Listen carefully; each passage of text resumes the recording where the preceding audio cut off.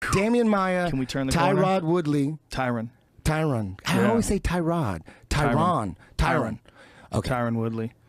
Yeah, people thought that was a boring match, but for me, there was tremendous data in MMA. The fact, like, Demian Maia goes down to 170. At 170, he takes everybody down. He's taking college wrestlers down left and right. But could he take down Tyron? I thought he could. I thought that he was going to hit a wall there, and he did. How are you going to take that dude down? It's going to be very, very hard to take him down. So what I learned from that is, man, you got to get really good at shooting and doing what Paul Sass is an expert at. Paul Sass is the best I've ever seen in MMA at making pulling guard option 1. He just made it not option 3. I always talk about the third option. I would want my fighter to have the best stand-up possible, the best takedowns possible, get on top, ground and pound and submit them, beat them on the feet if you're beating them. But if you're getting beat on the feet and you can't take the guy down, you better know how to pull guard. You gotta know how to drag dudes down unorthodox ways, not just the regular wrestling way, because you're gonna hit Tyron Woodley. You gotta throw some like flying Eminaris on him. You gotta shoot deep enough just to get a slight clinch and have something you're gonna jump on. Not continue with the traditional wrestling. You gotta shoot, pull half guard, just like Andre Galvao did. When he fought MMA a few times. That's all he did is shoot. Dude sprawled, he just pulled half guard, boom, he got up, double underhooks, got the back. You got to get creative. The way Nogueira beat Tim Sylvia way back in the day, Tim Sylvia could not get taken down. He was too tall, he had an awesome reach. Nogueira was getting clipped. He couldn't take down Tim Sylvia. What did he do? He shot the best he could, and when Tim Sylvia countered, he pulled half guard. He ended up in deep half, and boom, with the momentum, got up.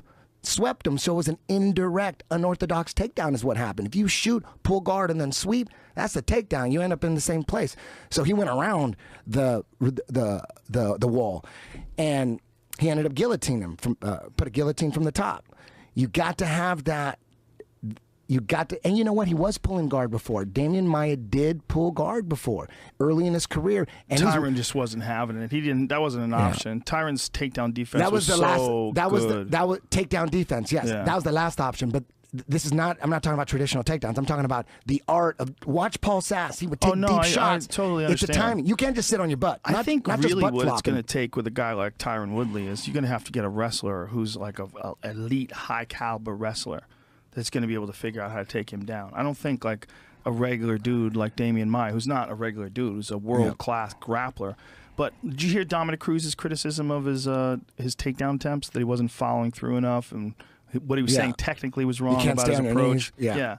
You know, I think that if it was a real world-class grappler, you know, a real, you know, top of the food chain amateur wrestler. But at 170, he's taking everybody down. He looks like the best wrestler. And what he said about the fence, because most of Demian Maia's takedowns, a lot of them anyways, are against the fence. He's really good at going double underhooks and doing some inside trips or outside trips. Tyron defended all that shit. Yeah. But you know what else Tyron did? He clipped him with a huge uppercut in the very first exchange. The very first time Demian tried to close the distance, Tyron hit him with a vicious uppercut, and he fucked his left eye up. Damian's left eye was fucked up from the very first exchange. When Demian shot low, Tyron hit him with a hard uppercut, and just his eye immediately swelled up, and it was fucked for the rest of the fight. So I think that played a factor too. Just Tyron's game plan was, in a lot of people's eyes, wasn't fun to watch. That was the problem. And like Dana felt like he should have finished him. And Tyron, his thought was, look, this guy's, it's his goal is to win the title. You got to come and try to beat me and win the title. If I'm beating you, why don't I just keep doing what I'm doing and continue winning the fight? You can't do anything. But if I change tactics and make myself more vulnerable. And he said he did get hit by a left hand or a couple left hands, and that stunned him. I guess his attitude was, look, if this guy wants to win the title, he's got to come and get it. And if he comes get it, I'm going to knock him the fuck out. And if he doesn't come and get it, why would I go after him and put myself out of position? I would coach Woodley the exact same way. I would be yelling from the corner, just keep doing what you're doing. Don't fucked up exchange, and he gets a shot in and takes him down and trips him.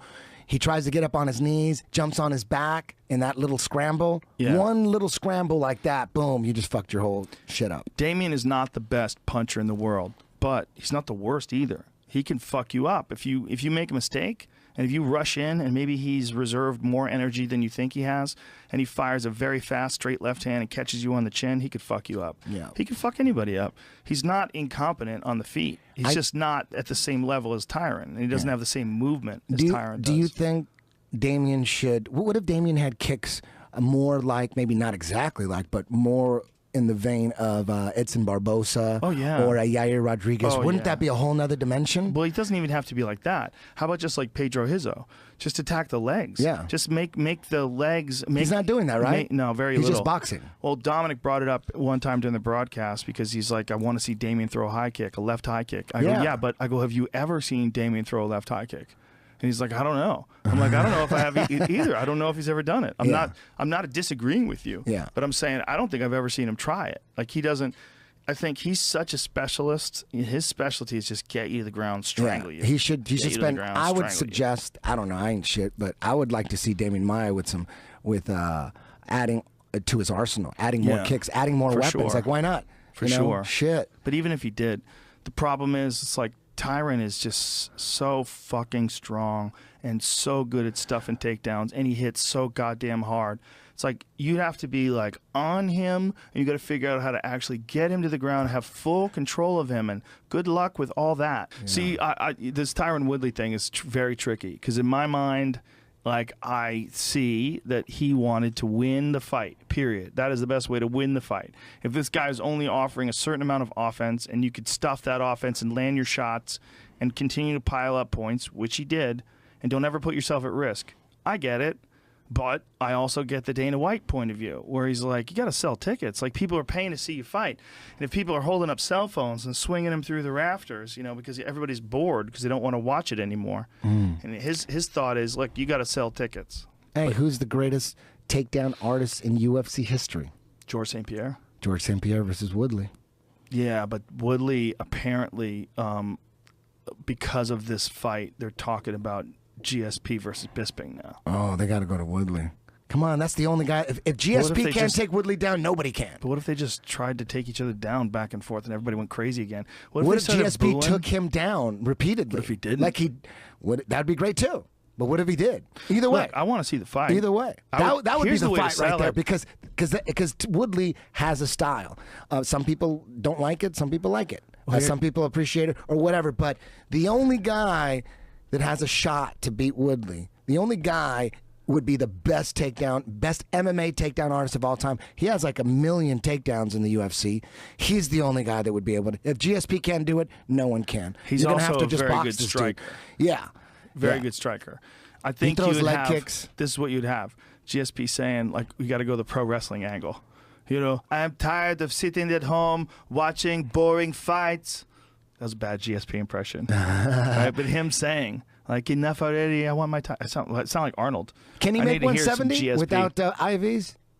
I don't know. Because Bisping's at 185. That's kind of weird. Is he saying, man, it's going to be too hard to make 170 without the IVs? I think he was willing to fight either fight. I think he was willing to do 170 or 185. Dude, Woodley GSP would be huge. That would be the biggest fight for Woodley. I'm not impressed with your performance. That's the biggest fight for Woodley. Because who else is there at 170 that has a chance of taking him down? Well, Robbie Lawler, since he just won, you would have to look at Robbie as being one of the top contenders. Yeah, he would just brawl with him. He's willing to brawl with him. That's the only way you're going to beat him. If he can avoid the big bomb that he got hit with in the first fight. Yeah. And you got to think, Robbie Lawler is coming off of 5-round war with Rory McDonald, 5-round war with Carlos Condit, war with Johnny Hendricks, war. It's all war. Every fight he's in is fucking war.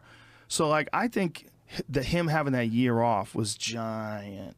And then he fought Cowboy, and towards the end, he was coming after Cowboy. He was hurting Cowboy to the body.